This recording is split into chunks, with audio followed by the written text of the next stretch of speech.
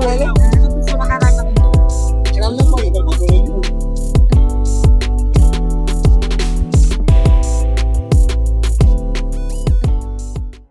Hello guys, কেমন আছো তোমরা? আশা করি তোমরা সবাই ভালো আছো। আমি কিন্তু ভিডিওটা শুরু করছি খাটে বসে, কারণ এখন কিন্তু ব্যাগ গুছাচ্ছি, ঠিক আছে?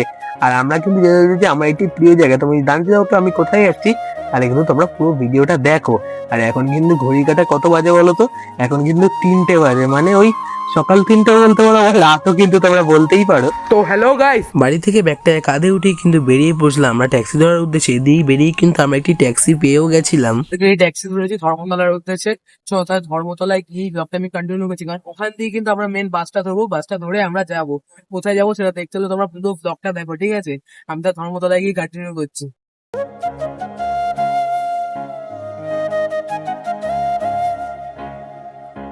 হ্যালো গাইস,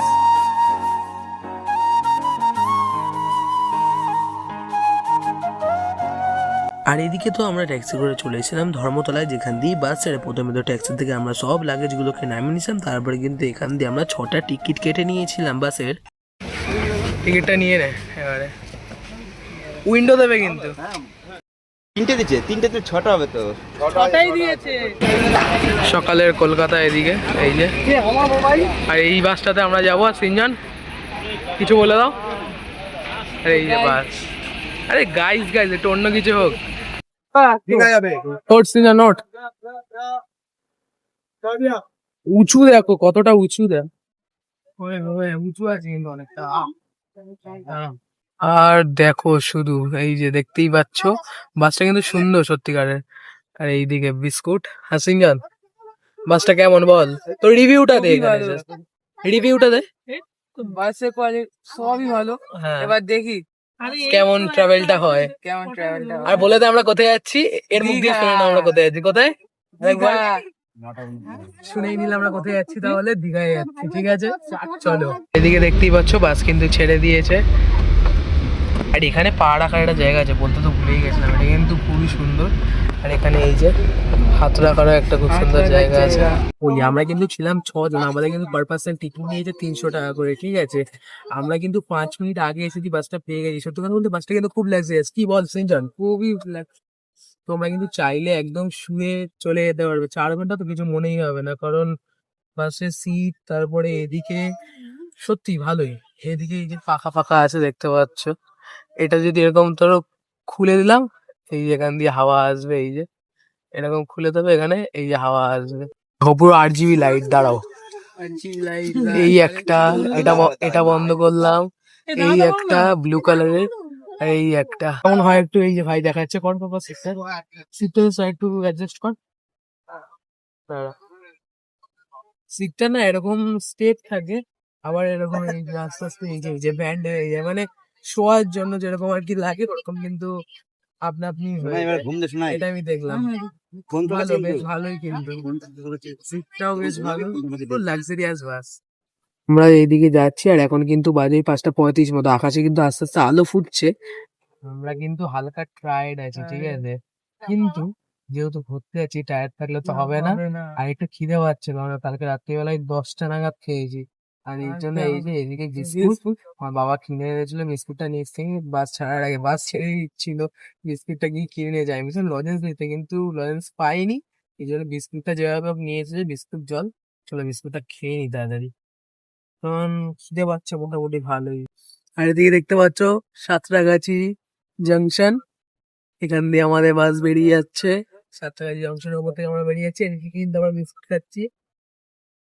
আর এদিকে বাসের লাইট অফ করে দেওয়া হয়ে গেছে, কারণ সকাল হয়ে গেছে ভাই, সকাল দেখো। 6টা চা দেবে। তুই খাবি তো? কত করে চা?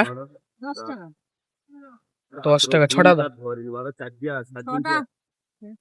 আমরা একটি চায়ের দোকান থেকে ছটা চা বানাতে দিয়েছি, ততক্ষণ চাটাকে বানাক। তার মাঝখানে আমি তোমাদেরকে কয়েকটা কথা বলি। তাহলে বলি যে আমরা যেই বাসটা করে এসেছি সেই বাসটার টাইম টেবিল, আমাদের কিন্তু ধর্মতলা থেকে বাসটা ছেড়েছিল ওই 5টা নাগাদ, আর দীঘাতে এসে আমাদেরকে নামিয়েছিল 9:10 থেকে 9:15-এর মধ্যে। বাসটা কিন্তু সত্যি কথা বলতে মোটামুটি ভালোই চালিয়েছিল। আর আমরা দীঘাতে এসেছি একদিনের জন্য। কিন্তু আমরা একটি হোটেল বেছে নিয়েছি, যেটা হলো হোটেল রত্নদ্বীপ, যেখানে কিন্তু মাথা পিছু মাত্র 450 টাকায় কিন্তু 3 বেলা খাওয়া দাওয়া ইনক্লুডেড থাকে। চলো তাহলে তাড়াতাড়ি চাটাকে খেয়ে হোটেলে যাওয়া যাক। আমরা কিন্তু এখনো হোটেলটাকে বুক করিনি, তাড়াতাড়ি গিয়ে হোটেলটা বুক করি, না হলে কিন্তু আমরা রুম পাবো না। 10 টাকা দামের চাটা, আমি কিন্তু এটাকে খারাপ বলছি, এটা কেমন বলতো, একটু জল জল জল জল টাইপের, ঠিক আছে?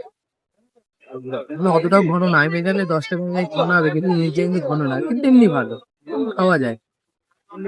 চলো চাটাকে তাহলে খেয়ে নি। দিক থেকে ঢুকে যাচ্ছি, আর আমরা যাচ্ছি এখন হলো হোটেল রত্নদ্বীপে, ঠিক আছে? হোটেল রত্নদ্বীপ। তো দেখা যায় ওখানে নাকি 450 টাকায় নাকি খাওয়া দাওয়া ইনক্লুডেড। 550?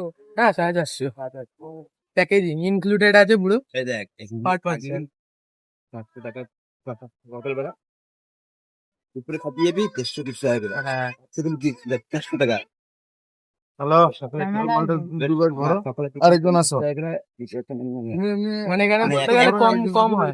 একদিন খেতে গেলে হ্যালো, ডাক্তার 1500, তারপরে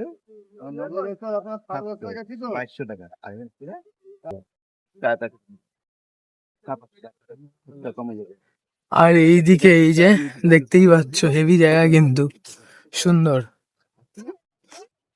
সুন্দর, কিন্তু অ্যাম্বিয়েন্সটা কিন্তু অ্যাম্বিয়েন্স কি মানে প্রাকৃতিক জিনিস সুন্দর। কিন্তু চলো দেখি একটু খুঁজি কোথায় আছে। ডান দিকে, এদিক থেকে গিয়ে ডান দিকে মনে হয় তোমায় দেখা যাচ্ছে না ওটা নাকি। চলো আমরা কিন্তু পেয়ে গেছি দেখতে, এবার যাই। হোটেল রত্নদ্বীপ, মাত্র 450 টাকা প্যাকেজ এটা, তাই জন্য এলাম। আর একটু ভিতর দিকে একটু ঘুরে এসেছে, ভিতর দিকে জিনিসটা, ভিতর দিকে হলে কি হবে, কিন্তু ভালো। কিন্তু রত্নদ্বীপ চলো, এ দেখতে পাচ্ছ হোটেল রত্নদ্বীপ, চলো ঢোকা যাক।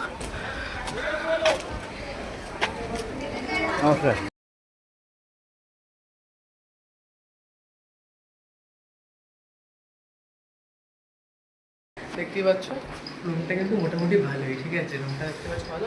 চলো আমাদের বাথরুমটা একটু দেখাই। বাথরুমটাও মোটামুটি গিজার আছে, মোটামুটি পরিষ্কারই।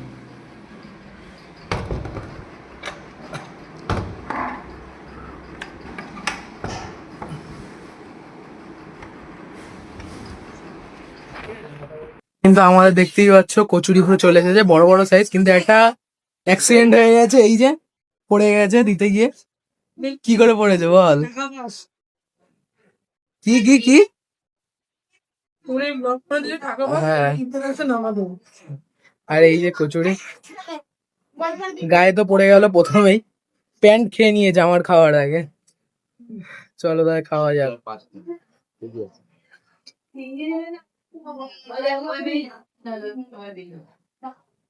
খাওয়ার কিন্তু ভালো, খাওয়ার ভালো।